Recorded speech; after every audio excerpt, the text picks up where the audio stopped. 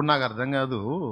నీకు మహిమ రావాలన్నా, దేవునికి మహిమ రావాలన్నా అగ్నిగుండం అయితే అవసరం కదండి. ఉం? మనం ఫీల్ అయితే ఎట్లా అండి? అయినా నాకు అర్థం కాదు. జీవితంలో కనీసం కొన్నైనా చేదైన అనుభవాలు లేకుండా అసలు లైఫ్ టేస్ట్ ఏముంటుందండి? ఒకసారి మీరు చెప్పండి. మీ జీవితంలో మీకు బాగా గుర్తున్నన్ని రోజులు ఎన్నో ఒకసారి లెక్కేయండి. మీ జీవితంలో ఎన్నో రోజులు గడిచినాయి కదా! కొంతమంది 60 ఏళ్ళకి వచ్చారు, కొంతమంది 70 ఏళ్ళకి వచ్చారు, కొంతమంది 50కి వచ్చారు, కొంతమంది 40కి వచ్చారు, 30కి వచ్చారు, 20కి వచ్చారు కదా!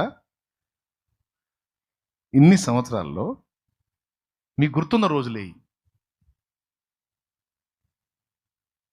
ఒక సంతోషం గాని, ఇబ్బంది గాని లేకుండా నడిచిన రోజులన్నీ మర్చిపోయావు చూడు నువ్వు.